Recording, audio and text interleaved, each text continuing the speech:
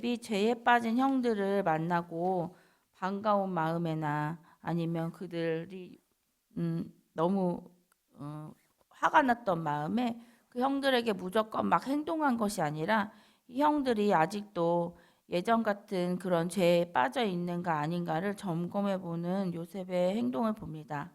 아직도 그렇게 죄를 짓고 있어서 자기의 동생이 또 다른 희생양이 되진 않았는지 확인해 보는 과정도 볼 수 있습니다. 그 형제들이 충분히 죄를 깨우치고 있는가 아닌가 자기가 한 테스트 가운데서 형제들의 진심을 본 후에야 형제들을 다시 받아들이는 모습을 볼 수 있었습니다. 죄를 지은 사람이 죄를 하나님 앞에 고백하기 전에 내가 먼저 나서서 그 사람의 죄를 용서해 준다면 정말 그 진정으로 그 사람을 위한다고 할 수 없을 것입니다. 근데 저의 모습을 돌아봤을 때 저는 나는 그리스도인이니까 저 사람이 잘못했을 때 그냥 나 혼자서 용서해주고 그랬던 것이 기억났거든요. 그래서 그래서 그 사람이 죄를 깨닫지 못했던 것이 생각나게 되었어요. 그래서 하나님의 사람이라서 용서해주고 나의 마음을 이렇게 부드럽게 해서 그 사람의 분내지 않게 하는 것도 중요하지만 그 사람의 죄를 깨달을 수 있는 시간을 준 다음에 용서하는 것도 맞다고 생각이 들었습니다. 요셉은 애굽에 팔려간 후에도 요셉의 형편은 노예 신분으로 살다가 억울하게 감옥에까지 가게 되었습니다. 부잣집 도련님으로 사랑을 독차지하면서 살다가 겪는 일 치고는 인생의 고난이 좀 세게 왔다고 생각할 수 있습니다. 나쁘게 생각하면 요셉이 이렇게 힘들게 된 것은 형제들 때문이야, 저 사람들 때문이야 라고 생각할 수도 있지만 요셉은 형제들을 만났을 때 그런 원망하는 태도는 절대 볼 수 없었습니다. 게다가 요셉의 모습에는 자기를 죽이려고 했던 사람들을 만났을 때의 트라우마나 상처로 인한 모습도 찾아볼 수 없었습니다. 조금의 우울함도 없고 무기력함도 없었습니다. 너무 멋진 성실하고 지혜로운 애굽의 국무총리가 되어 있었습니다. 내 인생을 힘들게 한 사람들을 미워하는 마음, 나에게 상처 준 사람들을 미워하는 마음을 어떻게 보면 당연한 것일 수 있습니다. 하지만 요셉처럼 하나님의 자녀인 우리들이 하나님 앞에서 어떻게 대처해야 하는지는 생각해 볼 필요성이 있습니다. 첫 번째는 나에게 미워하는 마음이 생긴 것을 깨달아야 합니다. 내가 누구를 미워하는 마음이 있다는 것을 깨닫지도 못하고 그 마음이 시키는 대로 행동하고 살고 말하고 있을 때가 있습니다. 우리는 죄의 습관대로 해왔던 대로 자연스럽게 누굴 미워하는 자신의 모습을 깨닫지 못할 때가 있습니다. 내 마음에 예수님이 아닌 그 무엇이 들어와 싹을 틔우고 있지 않은지 점검해 보아야 합니다. 내가 무슨 말을 많이 하는지, 내가 무슨 생각을 많이 하는지 계속 점검해야 합니다. 말씀에 무릇 지킬 만한 것보다 내 마음을 지키라. 생명의 근원이 이에서 남이라. 잠언 4장 23절에서 이렇게 말씀하고 있습니다. 내 마음이 무엇을 선택할지 의식을 하고 있어야 한다는 것입니다. 무엇을 마음에 두느냐에 따라 결과가 달라진다는 것입니다. 두 번째는 하나님만이 심판자가 되신다는 것입니다. 비판을 받지 아니하려거든 비판하지 말라. 너희가 비판하는 그 비판으로 너희가 비판을 받을 것이요 너희가 헤아리는 그 헤아림으로 너희가 헤아림을 받을 것이니라. 어찌하여 형제의 눈 속에 있는 티를 보고 내 눈 속에 있는 들보는 깨닫지 못하느냐. 보라, 내 눈 속에 들보가 있는데 어찌하여 형제에게 말하기를 나로 내 눈 속에 있는 티를 빼게 하라 하겠느냐. 외식하는 자여, 먼저 내 눈 속에서 들보를 빼어라. 그 후에야 밝히 보고 형제의 눈 속에서 티를 빼리라. 다른 사람을 마음속으로 판단하고 비판하고 원망하게 된다면 하루의 시간 속에서 그 사람을 원망하고 미워하는 시간이 더 늘게 될 것입니다.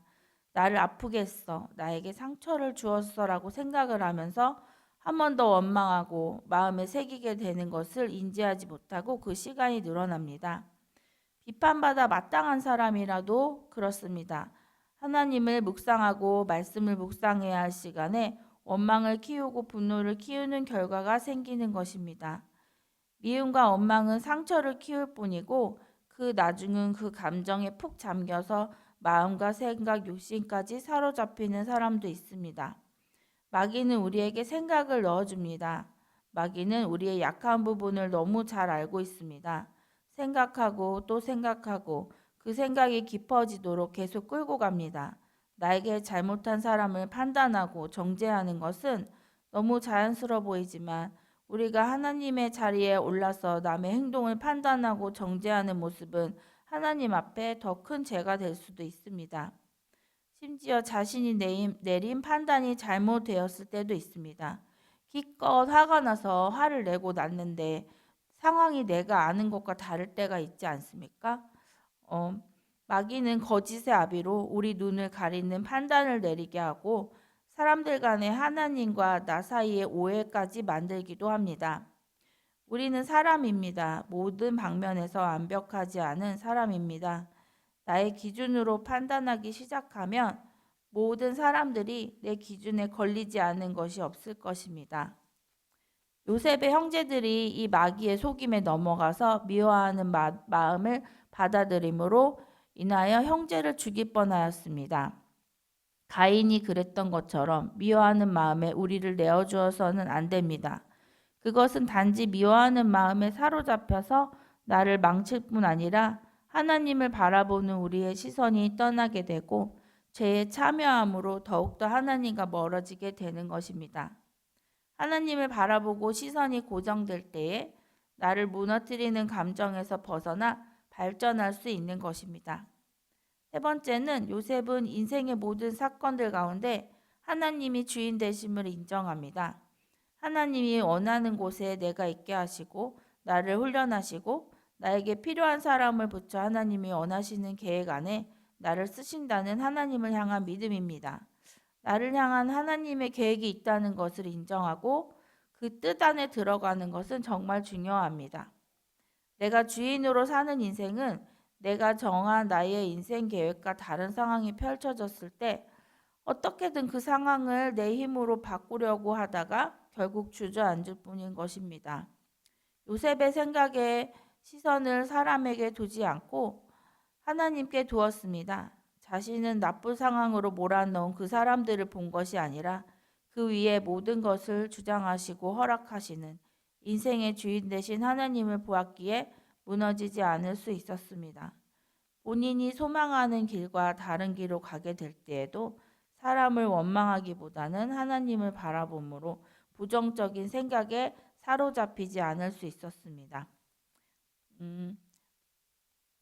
어떤 상처가 크고 원망이 컸던 사람들 가운데 어릴 때부터 상처를 받고 많이 아픔을 겪었던 사람들 가운데 커서 계속 말해서 부정적으로 말하고 다른 사람을 원망하는 말이 아주 배어 있는 사람들이 있거든요. 그런 사람들은 뭘 해도 자기가 이렇게 잘할 수 있을 것이다 아니면은 잘 될 수 있을 것이다라는 생각을 하지 못하고 그 사람의 인생도 같이 부정적으로 점점점 내려가는 것을 볼 수 있습니다.